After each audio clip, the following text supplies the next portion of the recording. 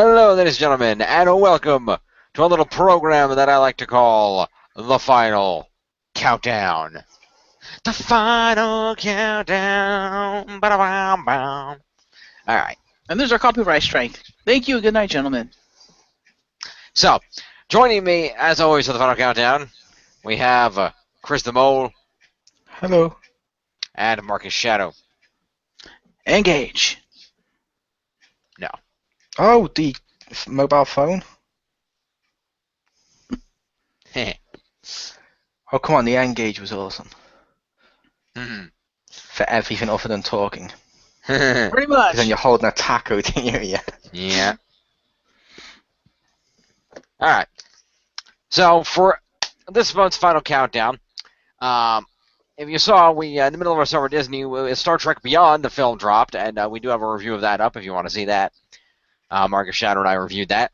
But we wanted to do a little bit more for Star Trek, particularly with the unfortunate passing of Anton Yelchin. May he rest in peace. So we decided to tribute the Final Countdown this month to Star Trek and count down our top 5 Star Trek episodes of all time. Yes. Worth noting, 2-parters and 3-parters and stuff count as one episode. Yes, 2-parters and 3-parters count as a single episode as long as it's one continuous story. And these will be chosen from across the spectrum, ranging from Kirk-era Star Trek to Next Gen, DS9, Voyager, and Enterprise, and the animated series. All count. Yes. So, this should be interesting, and we're going to see what happens. So, per usual, I will go last. So let's start on the far left with number 5, Chriz the Mole. Fair enough. My number 5 is, and I had to Google the names of the episodes because I mentioned I wasn't very good with names, but it should all be noted because of technological limitations. Chriz the Mole will not have pictures tonight. Yep, which is fine. Yeah. Mine is called The Way of the Warrior. My episode 5 is The Way of the Warrior from Deep Space Nine. Nice. As an episode, I'm going to say it's not the best episode per se as an episode. It's not like, oh my god, you need to go see that episode. But it made my favorite list because it brought Worf, who I liked from Next Gen, into Deep Space Nine, which was my favorite Star Trek series. And I'm like, seeing him come in there and become a regular crew member, it was fucking awesome. And it was just one of those nice little things that, for me personally, I enjoyed it. It made the series even better, if that was possible. Because that was the start of season 4, so it already had 3 good seasons. Nice. Okay. Marcus Shadow, how about your number 5? Well, interestingly enough, I also have Worf as a number 5, but it's a different episode. Mine is Redemption, Parts 1 and 2. I really like this arc because it's Worf kind of regaining his honor and kind of facing what caused his family to lose their honor in the first place, which is the Duras family making a deal with the Romulans. And I like the political interplay in this episode, too, of, Picard wants to intervene. He wants to, he wants to basically stand in there and be like, yeah, no, fuck you, Duras, you suck. But he can't do that because of the politics between the Federation and the Klingon Empire and the rest of the Quadrant. And, and you see how Picard works around that, because he's like, well, if we can expose what's going on, then we can intervene. If we have a reason to intervene, we can. But until such time as a reason is brought forth, we can't do anything. Our hands are tied. Plus, he also had the other reason. What's that? He didn't want to get involved because it was like trying to help Worf out and stuff. Because a human helping out a Klingon suddenly makes him less honorable in their eyes, even more so. So he'd be doing more damage in that regard. So he was also looking out for his friend, which is a good thing. I like that episode. Yeah, and I like the fact that he's like, well, we can't directly intervene because the Federation cannot intervene in something that is considered internal Klingon politics. But he's like, but we have a sticking suspicion there's going to be Romulans. What we can do is we can ensure no one else intervenes in said internal politics. Let's set up a tachyon detection grid. Wait, it doesn't work under WWE rules where when you say no one's going to interfere, they still do anyway, regardless. Oh, they tried. Then they got caught by the detection grid, and once it came out, oh, Romulan's trying to help Duras, then that gave Picard carte blanche to be like, yeah, I'm stepping in. Oh no, I was just making joke because in WWE they say that whenever they like the last one with the club, and when they run out, they don't get punished. No one stops them. It doesn't end Yeah. anything. They're just like, Yeah. ah, fuck it. And for those who are watching this and who are wondering, that's Lursa and Bator, the Duras sisters, and I don't know if it was confirmed that this was the case, but supposedly the child was the son of Duras. And he came to claim, his rightful place as blah, blah, blah, heir to the chancellorship or whatever. And Worf was like, no, you're a dishonorable Patak. I also love that Worf was given the chance to regain his honor by slaying the son of Duras, and Worf, being more honorable than even Klingon society, is like, no, I will not slay a child. I'm like, that to me made Worf fucking awesome, because he's just like, under law, I could kill you and get away with it, and I would regain my family's honor, but where's the honor in killing a child? Just no. And it falls to Kern. Pretty much. He's like, to hell with you. I'm going back to the Enterprise. Suck it. Yep. So, yeah, Redemption. I love that two-parter. It's great.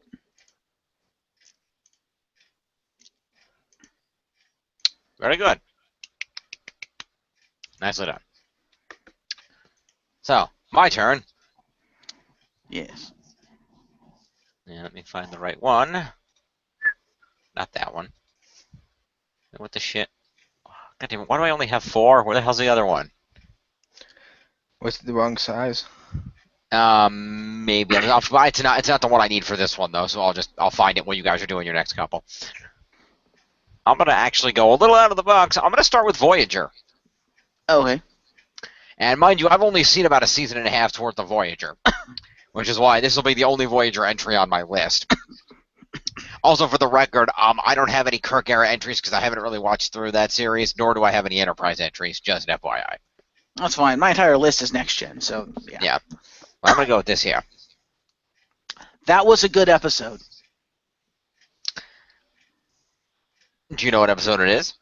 I don't know the name, but I see Barclay and I see the Doctor. I'm like, when the Doctor gets to talk to... That's cool. Yeah, I liked that episode where he's like, wait, you're Dr. Zimmerman. No, I'm the hologram. I am the EMH. Wait, what? I'm Voyager's EMH. What? Yes, the episode is Projections, Voyager Season 2, Episode 3. There hasn't been a whole lot of good Voyager episodes that I've seen so far, but this one stuck out of my mind as being particularly good. Particularly because of the chemistry of these two men right here. Yeah. Robert Picardo as the Doctor, and... I forgot his name. Dwight Schultz. And Dwight Schultz as Reginald Barclay. The premise of the episode is, of course, the Doctor, Robert Picardo over here, is a hologram. He's the holographic, emergency medical hologram doctor of Voyager who, because they're so far from Federation and all the medical staff died when they got tossed out there, he is the doctor of the ship.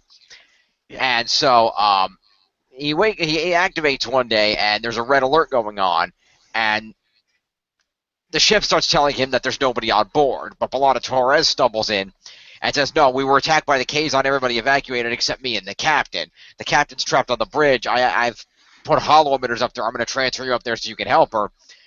And as he goes around, he ends up trying to figure out what the hell's going on and feeling pain and bleeding, and he shouldn't be able to do that because he's a hologram. And Dwight Schultz appears as Reginald Barclay, explaining that, no, you're not actually an EMH on Voyager. You're Dr. Lewis Zimmerman, who is the guy that designed the EMH to look and use his own appearance for the look. A scene played by Robert Picardo in a Deep Space Nine episode, actually. And he said, no, you're Dr. Lewis Zimmerman. We're at a holographic science base, and we were experimenting with the possibility of, EMH on long-term, on some of this stuff on long-term usage, but there's been a malfunction, and radiation is seeping in here, and it's affecting your memory. You don't remember who you are. We have to get you out of here, or the radiation problem in this holodeck is going to kill you. Well, at the same time, and he demonstrates this by replaying the events of the first time the Doctor was activated in the pilot of Voyager. But then Chakotay shows up and is like, no, you're actually the EMH. You're in the holodeck, but it's malfunctioning and your program is degrading. That's why you think all this is going on. Give us time to help you and we'll sort it out. But Barclay's like, no, if you don't, the only way to end the program now because of the malfunction is for you to destroy Voyager. That'll end, basically trigger end circumstance the simulation and free you. If you don't destroy Voyager, then you're gonna, lose all semblance of your memory and you're gonna die. And it's this ethical dilemma of, the Doctor, what's real and what's not real. Very, very Rene Descartes, if you know your philosophy. And just a really good episode. These two are great together, and almost all the episodes with the Doctor are the best ones in Voyager. And this is I like the whole dilemma, because even the audience doesn't really know what, obviously the audience has been watching and knows, okay, no, obviously it really is Voyager, but even the audience starts wondering, well, wait, is this actually just a Voyager simulation that Zimmerman's running? What's going on here? And it makes them wonder too, and that's pretty cool. And it's a really enjoyable episode trying to figure out what's really happening, and the Doctor questioning his own existence, which was a lot of fun. So if you're going to watch an episode of Voyager from the early seasons, from what I've seen so far, watch this one. It's pretty good. Yeah, I forgot that he was in 2 episodes, because there's an episode later where I believe Barclay comes back, and I believe they also bring in Marina Sirtis as Deanna Troi. They do later on in the series, from what I've heard. That episode's awesome, because it's also the launching of the Prometheus. Mm. And guess who the first captain of the Prometheus is? I don't know. You just saw him in that image. They made Barclay a captain? That seems like a terrible idea. No. The Doctor. The Doctor Really? has to solo fly the Prometheus, which proves that the Prometheus's MVA actually works, and one person using the MVA can take on a Romulan warbird. Wow. Yeah, it's fucking awesome. And that's also the one where you see, I think, in that episode, Picardo comes back as Zimmerman, and it's the one where Zimmerman acknowledges, okay, maybe my program went beyond the scope of what I created it, and I'm proud of him. Mm-hmm. And it's when the Doctor actually manages, obviously, because this is all in the Alpha Quadrant, obviously, manages to actually talk to like the real Barclay and the real Marina Sirtis and says, Voyager is still out here. The crew is still alive. Don't give up on Voyager, which was a fantastic episode. Anyway, rambling. You are rambling, but that's okay. Yep, that episode made me fall in love with the Prometheus. I'm like, okay, that's an awesome ship. Fair enough. I thought it was a shitty Alien prequel. Ah. See what you did there. Over to England. Indeed. Yep. Indeed. Whoops. Ignore that. This There will be we go. number 4. Mm-hmm. Yes. I'm just going to say for the record, I'm slightly saddened no one has this on their list. Okay. Because no one took the original series, just because I feel this episode is one of, if not the most important episode ever on Star Trek. Okay. And it made my list just for its importance alone. Mirror, Mirror from the original series. True. Oh, I forgot about Because That's good up choice. until this point, people weren't doing alternate realities, and now even Power Rangers has done one where you go, where in Ninja Storm, where they went there, and suddenly the villains are the good guys, and the good guys are the bad guys. Transformers has shattered shattered universe, whatever it's called, and there's loads out there, loads of shows that do this. To the point that if you show someone, oh, this is an old evil version of someone, they normally put the goatee that Spock had on. It's become that iconic. Yeah, And it that's true. introduces the Mirror Universe, which was such a fucking fantastic concept. I loved the Mirror Universe. Yeah. And even though Spock, in my opinion, wasn't that evil, because he's still very logical in the episode, it's just a great episode, and I feel its importance warrants it on the list, if that makes sense. That makes Actually, sense. I can agree with that. Technically speaking, in the Mirror Universe, Spock was still the good guy, Kirk was evil, because Spock was always wanting to go against Kirk and always knew that what the Terran Empire was doing was in fact wrong. He was, but the reason I say he wasn't really a bad guy is, to be fair, he was still on Kirk's side a bit. True. And the shoe still, but he was doing like he does in the regular series of, he questions Kirk whenever he thinks he's not being logical. Yeah. Because Spock in whatever universe, even with a goatee, is still highly logical, and it's Right. wonderful, and it's great to see Spock in that way. And I just love the Mirror Universe more than that. Yes. Oh. Oh, I know what episode you have on your list, and yeah, that was Yes. a good episode. Yes, the one I have on my list later is the one I told you and Jim I was definitely putting as number one. Oh, you have that as number one. Okay, fair enough. Anyway, moving on. Indeed. Oh, I guess that's me. That is you, Marcus. Take us away with number 4. Over to Seattle. Number 4. Let's see if either of you gentlemen can figure out which episode this is. Okay. The musical episode. No, I haven't gotten there yet. No, that's actually Measure of a Man. That is the Measure of a Man. I was joking when I said the musical episode. It asks the question, what constitutes life? What constitutes a person versus Starfleet property, or versus property of a person? And I think it's great. And I think the other thing they did well too is they forced Riker to take the evil side, which I thought was awesome. He was the prosecution. Yeah, and you saw him being like ruthless and stuff, even though you knew he didn't want to do it, but he took his job seriously, and I thought that was awesome. Like, he literally turns Data off and like rips his arm off and shit. I'm like, wow. There lies Pinocchio. Its strings have been cut. That was a great line. That is such a great line, and that's such a harsh line.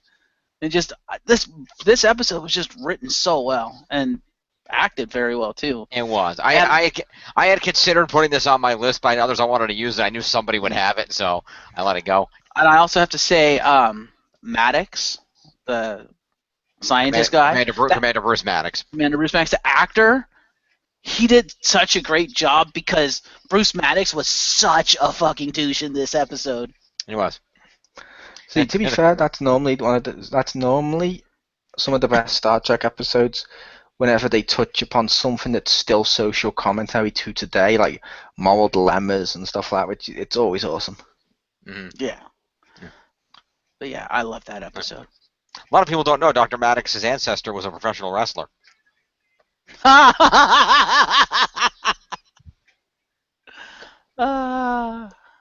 Yeah. As he's going by now, Mad Braddox. Back to New York. Well, this episode couldn't possibly happen, as I know for a fact in an American court system somewhere, someone will have tried to make the exact same case for Siri.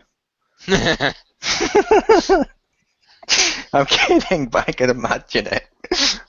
In today's society, I can totally imagine, I want to marry my mobile phone's personal assistant. Why? It tells me I love it. Watch, I love you. Yeah, didn't they make a movie where not too long ago where a dude fell in love with an AI? Yes. They did. It was called Sleepless in Seattle. Ha! Oh. I'm kidding. Pro Megan Fox. Not Megan Fox. I'll say, wait a minute. Pro Meg Megan, Ryan. pro Megan Fox if we're looking at her, but not if she's acting. Pro You can Meg call Ryan. that acting. Pro Meg Ryan is fine. What if it happened to Meg Ryan? She just disappeared. Her lips swallowed a hole and she imploded on herself. Ah. Honey. Go ahead, Jim. Sure, why not? So, my number 4, what do I yes. This is one that I don't think anybody else would have thought of, just because this particular episode, I happen to really enjoy the concept. I thought it was very interesting. This was just a huge ethical dilemma. Let me find my image here. And I bet nobody's going to know what episode this is.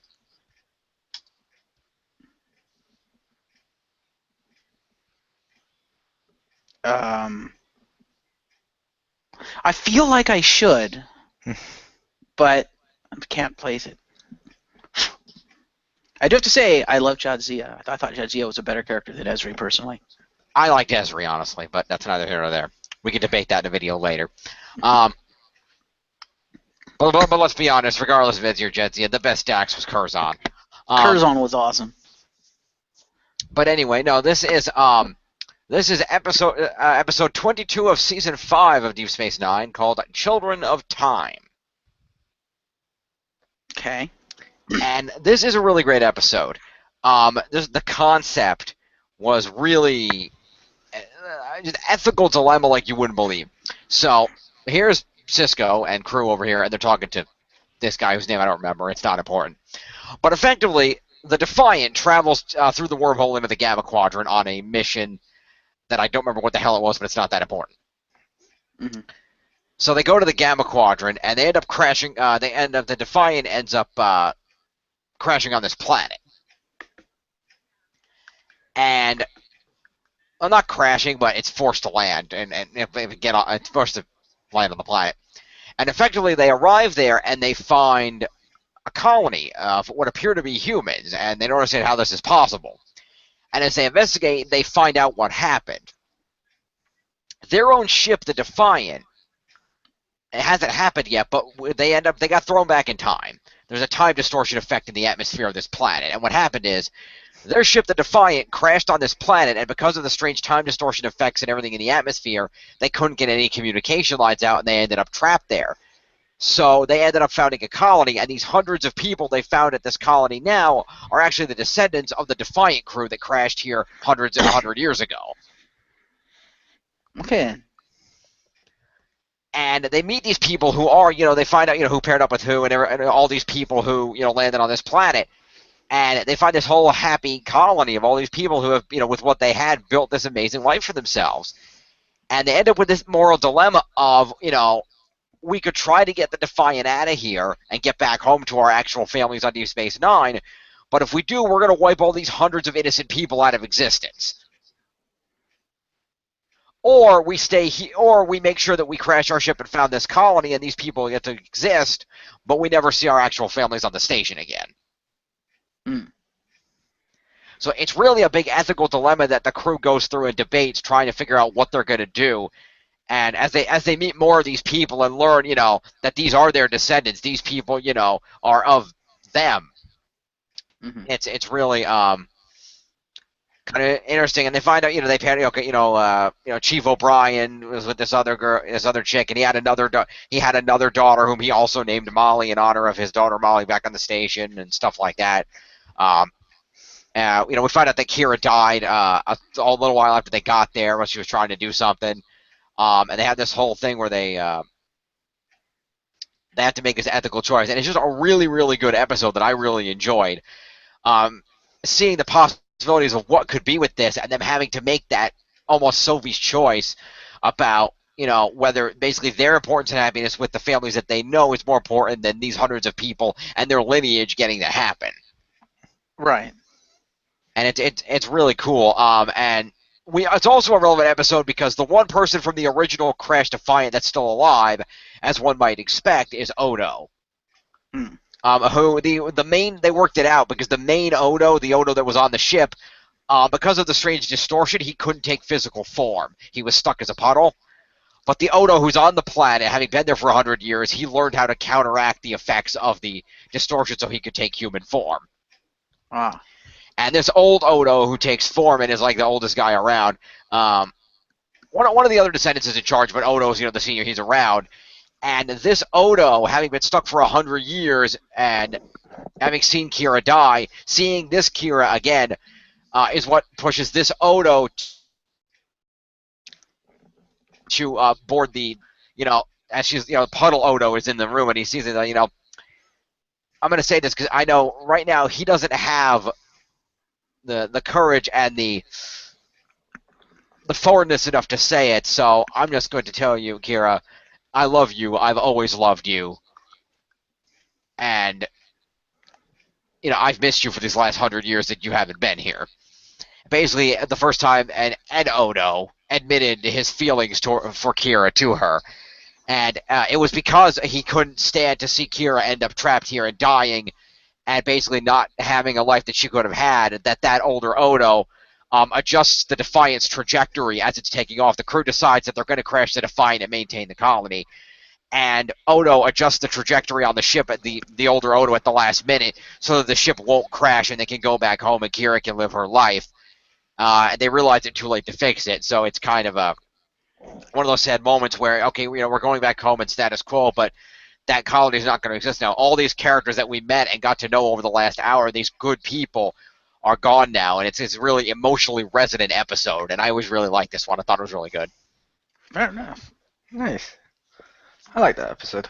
It's a good episode. Now that you described the episode, I do vaguely remember that episode now. It was a good episode.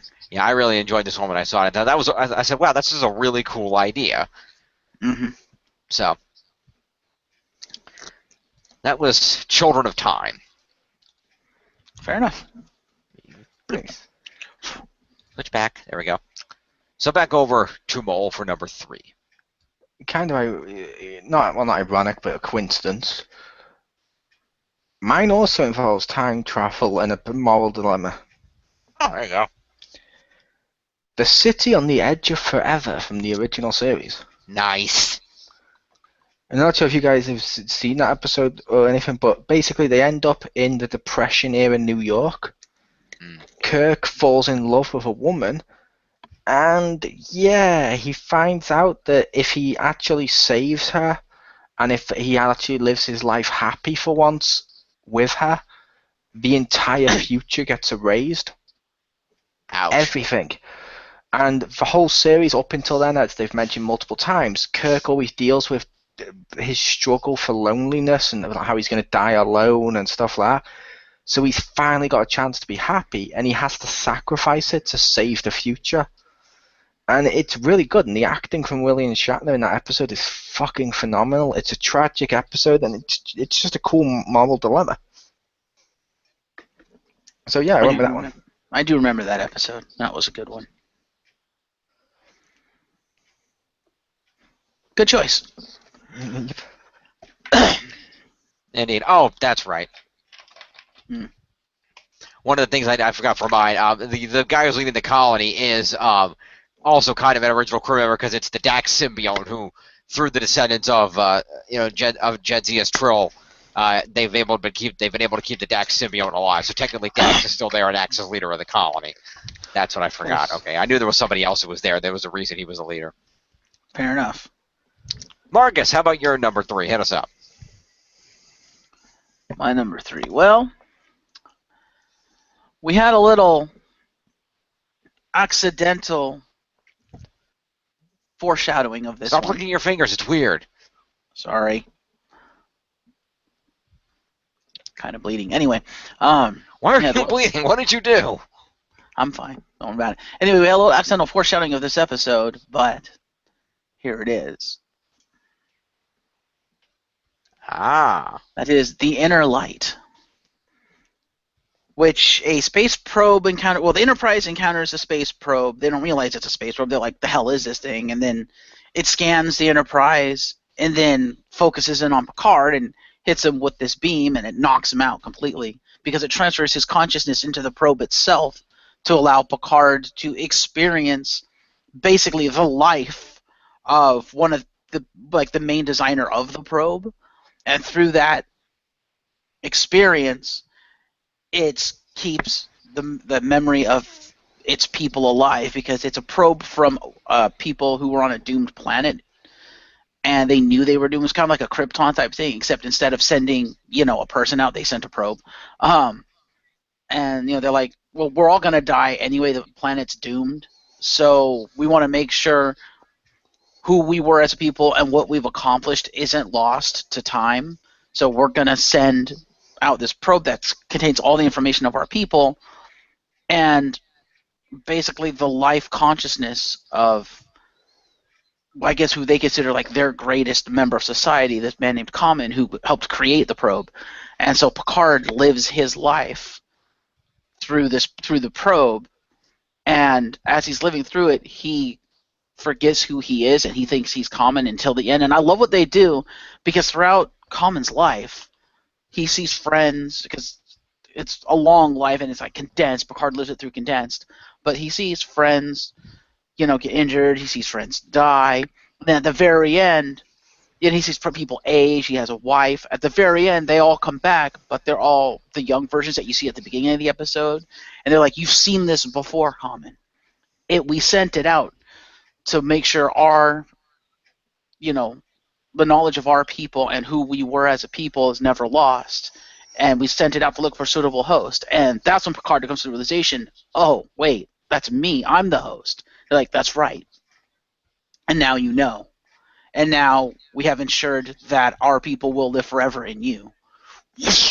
And then he goes back to the Enterprise. And throughout this whole thing, the one staple thing is Common had this flute. And, of course, Picard, living like 80, 90 years of this guy's life, has mastered playing his flute, and that was the one artifact they sent up in the probe was Common's flute. And of course, because it was actually Picard's consciousness within this thing, he still retained the skills of playing the flute. And I thought that was a nice little touch at the end where Riker walking is like, we found this inside the probe, and he hands it to Picard, and it's a box, and he opens it up, and it's the flute.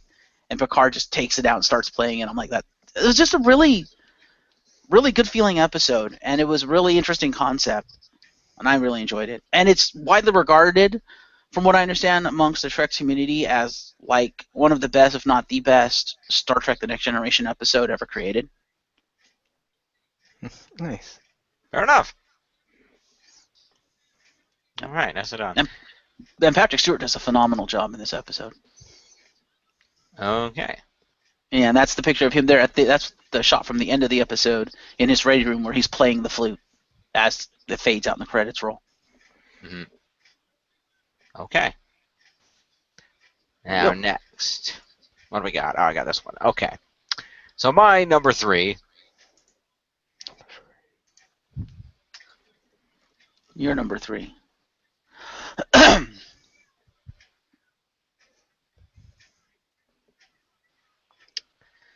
If anybody recognizes this one.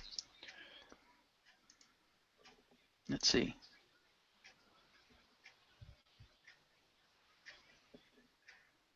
Is that Sisko and his father? Nope. Okay, I can't tell who that's supposed to be. I know that's Sisko.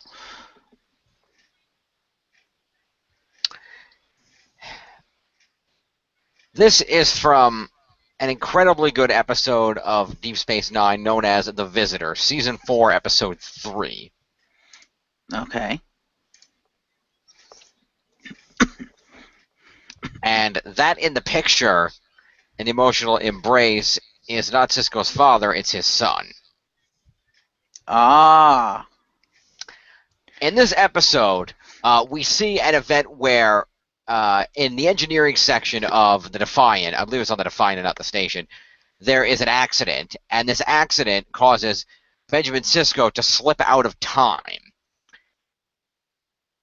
and disappear into some kind of technobabble. I don't know what the hell it was. Mm-hmm. Sorry.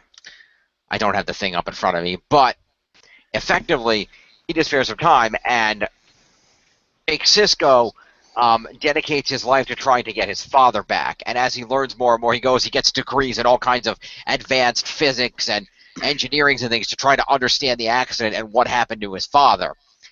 And we see him aging over the course of his life, and every so often, wherever Jake is, Ben Sisko will appear to him for a brief time without memory of how long it's been or knowing what's going on, and we steadily over time see Jake Sisko aging. We see him being a little bit older in school, we see him a little bit older than that and married, we see him older than that with kids, and then we see the picture here, him as an old man. Mm-hmm. And over time, Jake Sisko slowly figures out what happened. And that's that what's happening is that Ben Sisko is steadily rubber banding through time. He's tethered to the point in time where where the accident occurred, and he rubber bands forward a little bit further each time he bounces, which is why Jake steadily sees him as he gets older. Mm-hmm. And Tony Todd plays the elder Jake Sisko, and Tony Todd's an amazing actor who's done Star Trek several times.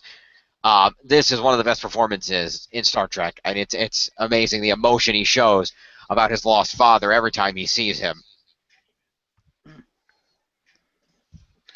That was a great episode. Yeah, it was because of the wormhole underwent an inversion. That was what caused the problem. And Jake tries to recreate the events of the Defiant, but doesn't succeed. And Jake figures out when his father's going to appear again, and he realizes what happens, and that's that it's he is what his father is tethered to. And his father keeps bouncing between the moment of the event and where Jake is in his life. And Jake figures out that if he kills himself while his father is present, it will break the tether, and his father will reappear in reality at the moment of the accident and be able to pull himself and the younger Jake out of the way and avoid this life where he's caught in this temporal thing and Jake grows up without a father. And there's this big emotional moment at the end where he has to do this, and he injects himself with the hypo spray while Ben is there. And it leads to this moment right here, this emotional moment where Ben is holding Jake as he dies. And the plan does work. Ben breaks free and manages to save Jake, leaving Ben the only one who remembers the events of what happened. And it's just the performance of Tony Todd and the emotion of Jake growing up and trying to save his father and that father-son love is just amazing. And it's widely considered one of, if not the best, DS9 episodes. And I love it. It's great. Nice. Like I said, that was a good episode. Let's go back over to Mole for number 2. My number 2 is one we've discussed heavily in the past. Okay. Yesteryear from the animated series. Nice. The one where basically Spock is erased from history and has to try and return and set things right type stuff, and he gets replaced with an Andorian dude. Yeah, and he has to make a sacrifice as is later on and stuff, and it's just a great episode. The animated series, I like the animated series, and that's just top writing right there, where it felt as good as any of the live action episodes. Yeah, absolutely. Yeah, the animated series was surprisingly very, very well done, as we discussed in our review. Yep. Good choice. Yep. So let's Seattle your number 2. I see what you did there. I see what you did there. Okay. Indeed, let's go over to Marcus. All right, my number 2. You said number 2. This is You're Not a Star Trek Fan. Nice. That's right, that's Scotty. The original Scotty. That is Relics. I'm sorry, seeing Scotty and LaForge on the screen at the same time, just goosebumps, man. It was such a good episode, and it gave us the Dyson Sphere, and it shows why Scotty's a frickin' miracle worker. And it's so good just seeing the interplay between LeVar Burton and James Doohan. It was such a well-written episode, such a good episode, and just as a Star Trek fan, as a fan of both the original series and Next Generation, this is the episode that I wanted to see as a big fan. This episode was also the first time since the ending of the original series in the 60s that they recreated the Constitution Bridge. Yeah. Although, this episode has one thing where I call bullshit. Okay. Because when Scotty is on the Enterprise D, and he's sitting, I think he's in the holodeck or something, but remember he gets drunk, and he's like, I want to know what happened to my old ship. No bloody A, B, C, or D. Yep. I call bullshit because Scotty was the chief engineer of the Enterprise A. That was the last ship he was on. I'm like, how can you that was his last ship. It was the Enterprise A. He was on that ship until they mothballed it in Star Trek VI. That was his ship. Certainly the original one was too, but if he wants to know what happened to his friends and his crew, he should be asking about the crew of the A because that's the last point in time when they were a crew. Yeah, but he was drunk. True, but I'm just like... When you tend to get drunk, sometimes you forget stuff and just remember certain parts from the past. True. No, he didn't ask what happened to the ship. He just said he wanted to see the bridge of the original Enterprise, not what happened to it. I thought he was asking what happened to the crew. No, he's asking, I want to see the bridge of the Enterprise, my Enterprise. No A, B, C, or D. He just wanted to see the Enterprise again, the Enterprise that he belonged on, because he came to this future and didn't belong. He didn't understand how the engineering stuff worked anymore, and he had no...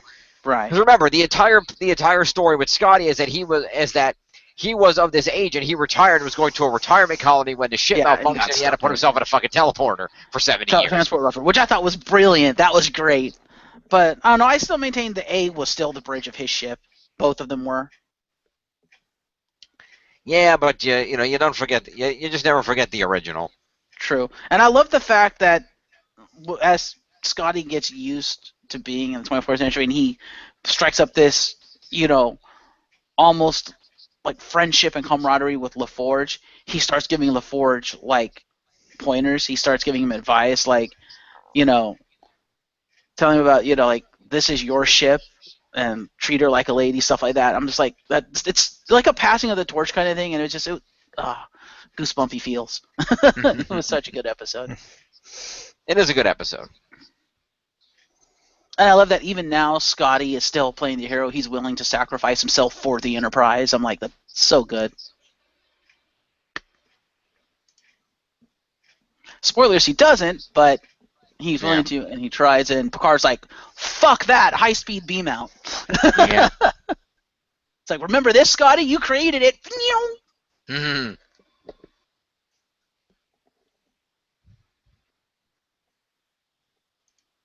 So, yeah.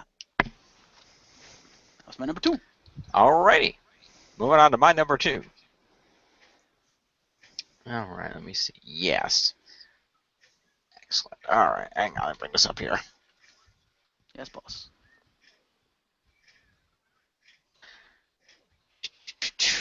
Hopefully, if you've seen DS9 at all, you should remember this one. It's a little blurry. Is that the one where they go back into the past? And Sort of. And Cisco ends up becoming, I can't remember what that name of that character is, but he ends up taking on basically the persona of a character from the past, and he ends up becoming that person and kind of changing the past a little bit. No. Oh, okay. This is not that episode. I consider that episode, but this is not that episode. Fair enough. Close, though. Yes, there is I consider that episode where he goes back into the past and inadvertently gets a historical figure killed and has to take his place to maintain the important event. I consider that because that was one of the first times we really saw Earth during that period that that period from before Enterprise, where we went from modern day to what we consider the Star Trek future, where they went through the World War III and the eugenics wars. We don't see that a lot, so it was really cool they went back to something around that time to see that. But no, this is episode. What did I have written down over here? This is episode number 13 of season 6, Far Beyond the Stars. Okay. And this is a very interesting episode because this episode tackled a lot of hard issues that would have been harder to tackle in the more modern Star Trek verse because of how Gene Roddenberry set it up. Mm-hmm. And in this universe,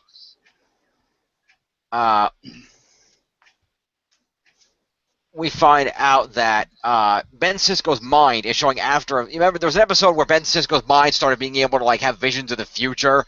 Yeah. And he started going super emissary, like, "Oh, your fields will be okay," and doing shit like that. Mm-hmm. Well, Ben starts having headaches again, and Bashir says he's sensing some of the same readings. And all of a sudden, Sisko's reality starts going weird, and he finds himself in the persona of Benny Russell. Okay. Benny Russell here in the 1930s. No, sorry, 1950s. In 1950s New York City, where Benny Russell is a science fiction magazine writer. Okay.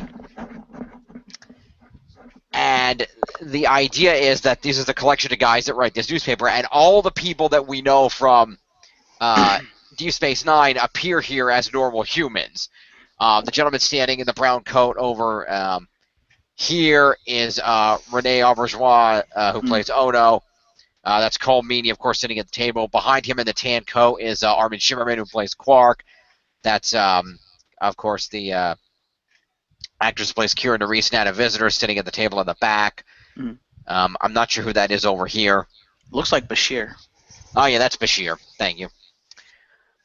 But they all work for this science fiction magazine in the 1950s, and we see them tackling these issues, namely the fact that they're coming to do a photo shoot of the writers of the magazine, and Benny Russell is told to, and also the, I don't remember the name of the character name here, but the Nana Visitor's character are told to stay home that day because in the 1950s no one would accept that these great stories are being written by a black man or a woman. Mm-hmm. And they start tackling these issues of race and gender from the 1950s, and Sisko is, his mind is going back and forth between this time era and being Benny Russell, and the future and being Benjamin Sisko. Mm-hmm. And it's kind of like that feel of the Projections episode from Voyager I mentioned earlier, because, Benny Russell is attempting to get published this story that he wrote about this future space station that happens to have a black captain. And they won't publish it because it's got a black captain, and they feel that the writers won't accept that. That the readers, rather. Mm-hmm. And so he goes through this whole big struggle back then seeing the world in the 1950s and trying to get his story published. And we see how the Black Show is franchised. We see Michael Dorn playing a famous baseball player of the era, who is in a good life because he's a well-known baseball player and has money, but still is ostracized because of the color of his skin. That's right. And we see the all these different the Jadzia works there too. I think Jadzia is the waitress at the restaurant, or no, the Cassidy Yates, the character of Cassidy Yates, the actress, is the waitress at the restaurant. And she talks to she's with the Benny, and talks about we can buy the diner, or we can have you running this diner, but he wants more. He wants to be published to be a sci-fi writer, and he doesn't like these restrictions on him because of his race. But it's this weird thing because because he's actually Captain Sisko of DS9. He thinks, I'm imagining this Benny Russell thing, but because Benny Russell is writing a story about being Captain Sisko on DS9. There's a question of, is Benny Russell just imagining that he's a captain on this starship, on this station, and is this whole thing in his mind, or the other way around? And there's these weird things where he goes back and forth, that sometimes he wakes up and he's Sisko but wearing Benny's glasses, or he comes back and he's Benny but with a Starfleet insignia. They merge these realities, back and forth. But there's this recurring element of the great Brock Peters, who plays Ben Sisko's father, appearing as a preacher in the past timeline and preaching to him about doing the right thing and going forward and everything else. And it's just this amazing episode tackling these issues that you would never expect Star Trek to be able to tackle because of the peaceful future world that Gene Roddenberry created and imagined and strictly adhered to.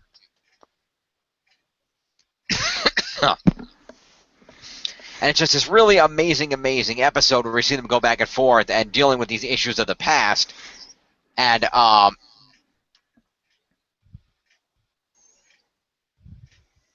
he finds out that at the end, Benny gets his story published, but then the owner had that whole issue destroyed because he would rather lose money on an issue than have that black hero. And Benny gets fired and says, the world won't deny him. And then, he's taken away by an ambulance, but he wakes up back at the, back on DS9, and the vision of his father, as the preacher tells him, he's both the dreamer and the dream. And that he's moved by the vision and, realizes how far, the fact that he's even the captain, what a big deal that is, compared to where humanity came from, and kind of has an interesting perspective on his position in the world. So it's just an amazingly good episode. And I encourage everyone to go out there and watch it if you have a chance. It's just so good. Fair enough. And I just really enjoy it. And the character of Benny Russell does return in a later episode, Shadows and Symbols, which is cool too. But this is just a great episode. Go watch it. It's amazing. Nice. Fair enough. Let me switch back over to my logo and back over to Mole for number one. My number one, which may surprise people watching, is In a Mirror Darkly from Enterprise. It's a great episode.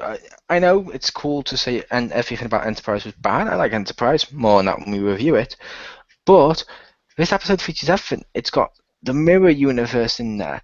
It also features references to the original series. At one point, the cast of Enterprise don the original series uniforms, and there's so much fan service that it's just a wonderful episode to watch. Where it's and I like the Enterprise crew a hell of a lot. They have the best chemistry, I feel, as a whole team. And it's when they're wearing the old uniforms and stuff oh my god, it's just so fan driven. It's that's awesome. Nice. So that's my number one, just because of the sheer oh my god, it's got everything I love. It's got mirror universe, it's got original series references, it's got Enterprise crew, it's just got everything. And they even have featured certain ships. It's basically a sequel and a prequel to the Mirror episode I mentioned earlier. Fair enough. So that's kind of cool. I say it's a sequel and a prequel because they technically end up going into the Mirror universe. That's the future of the Mirror universe in that episode, but because it's Enterprise, it's also a prequel to the original series, so it's both. True. Which that's kind of cool. And Chris, I have to ask, what happened to your right hand? Nothing. It looked like there was something in the middle of your right hand. That's all. Oh, there. On your palm. No, he means on your palm. Oh, there. Oh, nothing. That's just a bruise or a cut. Ah. Fair enough. Alrighty then. Let's go to Marcus for your number one. My number one. This should surprise nobody because it is my favorite episode. Well, episodes. The rock bottom in space. No. Oh no! He is Locutus of Borg. I love Best of Both Worlds. It gave us the Borg. It was also a point when the series got a little bit darker, and I was like, "Whoa, wait a minute, what's going on here?" And I think it was, if I'm recalling correctly, I think it was the first time they did a two-parter where they ended a season and then started a season. And I think it's the one Actually, it was the first time they'd done a two-parter. Period. Fair enough. In either Next Gen or the original, because the original had no two-parters in the Kirk era. So it was a big deal that they, and that's it's well known. There's a ton of articles looking back at this, and it's such a big deal because up to this point, Next Generation had just been kind of, it's not Kirk. People were okay with it, but it wasn't a big deal. It wasn't until part one of this aired at the end of the third season that people suddenly went, oh my God, what is this? And the entire summer was nothing but people talking about what's going to happen to Picard. And that's what really put Next Gen on the map. Yeah, it was a really well-written two-parter. And fun fact, Commander Shelby was actually meant to be Jonathan Frakes' replacement. That's why they introduced the character. Because they were going to take Jonathan Frakes, to take Will Riker, and they were going to promote him to captain and give him his own series, and then decided not to. It was like, well, thanks for your service, Shelby. You've been in 2 episodes. Actually, we wish you were on future numbers. That's inaccurate, Marcus. Oh? That's inaccurate.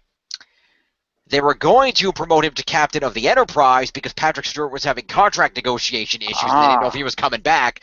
So they wrote this in such a way that if Patrick Stewart couldn't come back, they could kill off Locutus and destroy the Borg cube, and it would be the end of Captain Picard. Riker would get promoted to captain of the Enterprise, which does happen at the end of part 1 when Starfleet calls Captain Picard a loss and tells Riker, you're the captain now. And Shelby would become, as an expert in Borg, would become the first officer of the ship, and they would have gone on.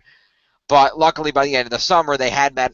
Because that was the biggest problem, is that they wrote part 1, and then in between seasons 3 and 4, a lot of the writing staff left, and they hadn't planned out how to end this. So when they were going to write the pilot for season 4, they said, shit, how do we get ourselves out of this? And they had to really write a way around making, what's going to happen as a result of the firing of the big beam and everything. And when Patrick Stewart's contract negotiations worked out and they were able to get Picard back, they had to figure out a way to get him back from the Borg. So it was a really interesting challenge for them. Okay, see, I always thought it was they were going to pull Riker off the show and give him his own show. That's what I always heard. But no, they were. That's I don't know what. No, they were going to make him the captain of the Enterprise and the main character because they didn't know they were going to have Patrick Stewart anymore. Fair enough. But yeah, it was. Wow. That's why throughout these 2 episodes they set up this antagonistic relationship where Riker is a mature one and sees some of his own former flaws in Shelby and realizes, that scene where she tells him, you were, a hotshot first officer once too, and he's like, yeah, but that was a long time ago and I've learned from my mistakes. You still have a lot to learn before you get to where I am. Yeah. They start setting up that relationship of Shelby has a lot to learn as first officer, whereas Riker has greatly matured in the 3 years and is ready to take on the role of captain. True. But yeah, I just love how the crew deals with the fact that Picard is now a Borg and they may have to kill their captain and stuff, and it's just so well done. And like you said, that interplay between Riker and Shelby was very well done. I'm glad they managed to keep Patrick Stewart on board because, yeah, I didn't like Shelby that much. Indeed. But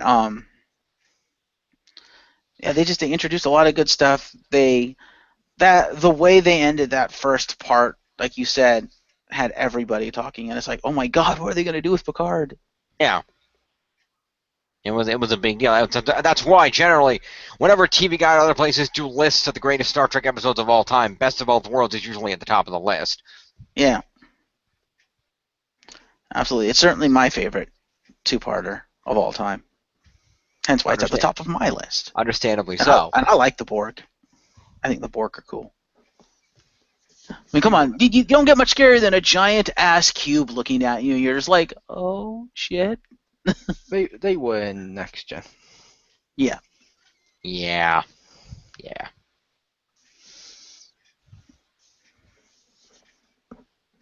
I also love that scene near the end of the first episode when they go in. I think it's the first episode where they do it. They try to go in to rescue Picard. It's like I think Crusher and Worf and I think Data. They go in to rescue Picard and they fail. But right before they're beaming out, they see the Borg standing there like rank and file, and then Picard walks out as Locutus, and you just see the side profile, and then he turns and looks at them. That shot of him just doing that, it's so well shot, and it's a terrifying shot. You're like, oh, shit. Yep. That's also one of the episodes where they try to introduce some things about the Borg that they then immediately retcon. Oh? Like when they board the ship and they look in and they see babies being assimilated and, oh, that's how the Borg reproduce. No, it's not. They just assimilate people. They don't do babies. That got immediately written out. Wasn't the babies one, wasn't that introduced in the first episode with the Borg when Q shunted the Enterprise? And then they retconned it in this episode? Is that what it was? Okay, I thought it was here. Fair enough. I think so. I could be wrong, but I think it was in the first one. They had because they never board. I don't think they ever boarded the cube in the original one, did they? I think they did. Okay. But anyway, this is such a great two-parter, and if you watch any episodes on the Next Gen, watch this one because this set the tone for what Next Gen would be after that for the next like 4 seasons. Pretty much. And so good. And I think this arc, I was a fan before, but I think this arc is what really solidified me as a fan of William Riker. I love Will Riker. He is my favorite Star Trek character of all time. Fair enough. Not Thomas Riker. Thomas Riker's an asshole, but Will Riker's awesome. Okay. Back to Jim. Alrighty, well, I'm going to go ahead and bring this home with my number one, and Marcus brought this up earlier.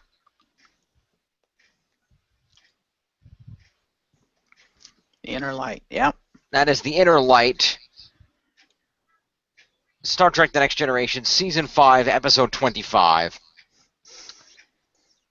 And to build on what you said earlier, Marcus, it's not just rated as one of the greatest Next Gen episodes of all time. It's rated as one of, if not the greatest single episode of Star Trek of all time. Yeah. It's that good. It actually won several Emmy Awards. There was a lot of episodes, actually, of Star Trek that were either nominated for or won Emmy Awards. Oh, totally. But this won several other awards in addition to the Emmy. It's a great episode. Now, let's see here. And won the 1993 Hugo Award for Best Dramatic Presentation, which was given at the World Science Fiction Convention. Yeah. So, that's cool. To be fair, you've already said Emmy. Listing one that's below an Emmy afterwards doesn't work. Yeah, I'm actually not seeing a thing about the Emmy here, so maybe I was wrong about the Emmy. Maybe it was just nominated, but still. It's still got to be nominated. I think it was nominated. I don't remember. Anyway, yes, about the episode, Jim, go. Yes, it's just an amazing episode. Because Marcus already gave the spiel about what happens earlier, but this episode has an emotional resonance that a lot of other episodes, especially in a series like Star Trek, don't have. When Picard wakes up as Common, you think, oh, there's something weird going on. But when he actually continues being Common for 90% of the runtime of the episode, it kind of throws you for a loop because you don't expect it. Yeah. He lives, and again, to adjust your number earlier, he lives 40 years of Common's life. So yeah, his adult life. Good, fair point. Yeah. But they said 40 years. And he lives 40 years of Common's life from the point that he wakes up as Common to the future. Learning about the society, the wife Common had, the children, his friend Bataille who passes away, his wife passes away, things like that. Seeing him go through all this, and then there is an occasional cutback to the ship, where they try to break the signal with Captain Picard and it almost kills him, and they have to let it keep continuing. And just seeing him live this 40 years of this life in what is in actuality 25 minutes of real world time is just amazing. And that you mentioned that break at the end where all of a sudden his friend Bataille is there, and then his dead wife was young again. and all these people, and he like said he has the realization, it's me, isn't it? The probe finds me. Just that moment where they realize, they sent out this probe because their world was going to be destroyed by their sun going supernova, and they wanted to preserve what their society was. And the Enterprise in modern day tracing the signal back to find out that the system that went supernova about 1,000 years ago, and this society has long since been gone. But now that what's left of their society lives in Picard, and just the emotional essence of Patrick Stewart's performance, being able to pull all this off, was just amazing. And just seeing what they could do. Here's a fun fact you might not know: the boy who played Common's son in the episode. Mm-hmm. I don't know if you know this. That was actually Patrick Stewart's son. Nice. His Daniel Stewart, which was really cool. And something else more than anything in this particular episode, of course, the Resican flute. Yeah. Which you did bring up. The music composed for this flute has actually, in and of itself, become legendary in Paramount. Yes. To the point that they went back and they composed an entire orchestral score for it, rather than just a flute. Yeah. Which was amazing, and we see him using the flute in several other episodes as well. Particularly one later where he begins dating another woman on board the ship for stellar cartography, and they go into the acoustic Jethries tubes, and she plays the flat keyboard and he the flute, and they play the tune. Yeah, I remember that. And it really helped define Captain Picard's character and show another side of him, that he carries this with him now and forever, which is really amazing. And the emotional resonance that it has on the crew in and of itself, and the cast too, and then even the cast and crew rate this among one of the top episodes, if not the top episode, says something. The actual flute itself from the episode, which did not actually work, it was just a prop, they played the tune over it, that flute sold at auction for $43,000. Wow. I thought they would have just given it to Patrick Stewart at the end of the show. But... Well, it was in an auction, in a Christie official auction of Star Trek memorabilia, so that was pretty cool. But it's just so amazing, and I love this episode. And that haunting flute music gets me every time. That tune, I love it. Yeah. And I just and the whole thing was inspired by a George Harrison song of the Beatles. The idea of man can explore without going outside his door, without going anywhere, can explore within himself and see the world. And this kind of continued that theme, and I like that a lot. This is why Patrick Stewart is one of the greatest actors of our time. He is, and it's just an amazing episode. And I encourage you, if you're going to watch any episode of Star Trek: The Next Generation, make it this one. Watch this; it's amazing. It is a good episode. Watch any and all of the episodes on our list because they're all good episodes. They are all great episodes, and you should check them all out. Just watch Star Trek in general. Just grab the original series, beginning to end. Boom, boom, boom, boom. Original series, next gen. It's worth it. Speaking of which, yes. And the animated series, which we reviewed here on Passes of Mind, check it out. And stay tuned. I'm joking. Everyone always forgets that series when they list Star Trek. You didn't. It was on your list.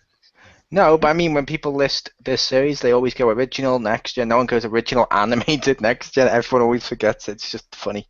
Original, Phase 2, animated. Yes, but check out all these episodes. They're really great. Stay tuned because we haven't quite scheduled it out yet, but Chriz the Mole and our old friend Aeon and I are going to be reviewing Star Trek Enterprise. That should be a lot of fun. Fair enough. Chriz the Mole, if you said something, you lost your audio. Oh, sorry, I was muting because I was doing my vape. But what I said was it's probably just going to be you and me like we discussed before this. Oh, okay. Then Chriz the Mole and I at least will be reviewing all of Enterprise. I have the whole thing on DVD and I haven't watched it, so this should be a lot of fun. We'll do like a season a month or something like that. Hell, if it's on Netflix or something, we might be able to maybe convince someone else like Pew to join. Maybe. So, stay tuned for all that, and just go check this episode out. Star Trek, it's a wonderful franchise. Give it a watch. You'll enjoy it. Stay tuned next month for more great goings-on. I don't have a final countdown topic yet, but I will let you know when I come up with one. We'll tweet it out, mention it in another video. And until then, thank you two for joining me. You're welcome. It was fun. It was. This is a great idea. Thank you, Mole, for Since this is Star Trek, I should say it this way. It was fun.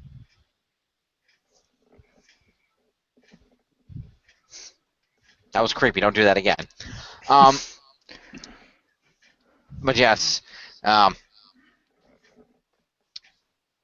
I said, stay tuned for more great videos, and thank you, Mole, for coming up with the topic for this countdown, by the way. That's fine. I look forward to next month when we do our top 5 Star Trek captains. That would seem to be oddly self-serving. It'd be hilarious because there's literally like, what, 5? Kirk, Picard, Cisco, Janeway, Archer. Yeah. Rachel Garrett. Yeah, but I mean, Rachel the main ones. Fuck Rachel Garrett. She got her crew killed. No, she got herself killed. Her crew was perfectly fine. No, she got her... In the original timeline before the wormhole, she got her crew killed. No, that's true. And actually, you've also got animated Kirk and rebooted Kirk. He has a point. Also, Christopher Pike and Robert April. And I would point out to you, whoever the captain of the new ship is in the new series. True. It hasn't come out yet. We can't list them then. Yeah. It's true. But stay tuned, and we'll talk more. Data. In the comics, yeah. Well, technically speaking, in actual canon, because it wasn't it like even outside the comics, wasn't it stated that Data was the captain of the Enterprise when Spock was lost? Well, no, that was for the purposes. That was the comic that stated that. Ah, fair enough. And I think Mole, did they not retcon that out? I don't think they retconned it out. They just said it wasn't stuff like the. That's what I meant. They went back. Originally, they said it was canon, and then they turned around and said it wasn't canon. No, I meant enough. they've said that all along with Star Trek comics and books. Okay. Because they released the first of that series as the official movie tie-in that, is the prequel to the movie or whatever. Yeah, but with tie-ins to movies, 9 times out of 10, they're never canon. They're just slightly fun. And it's like, okay, if the films don't contradict it, you can count it, but... Mm-hmm. Also, Will Riker, even though he's not captain of an Enterprise, he's captain of the Titan. And that is canon, because that was mentioned in was it Nemesis is the one where he gets the promotion and he and Troy are going to leave? Yeah, but we never see him on the ship. But as I mentioned, when people started just randomly listing captains, I said when I said main TV shows. Ah, fair enough. Because otherwise you could also go with all your STO characters. True. And all the captains from the novels. Like Ezri Dax, captain of the Aventine. That's why I was trying to go with more of those who were actually just shown to be captains in like the actual TV shows and movies. Fair enough. So, anyway, this has been wonderful. Go check out Star Trek Beyond if you haven't. Decent movie. And, of course, R.I.P. to Anton Yelchin. You will be greatly, greatly missed. So sorry to lose him so young. And this is a tribute to him. And until the next time, folks, live long and prosper. Imagine how you had.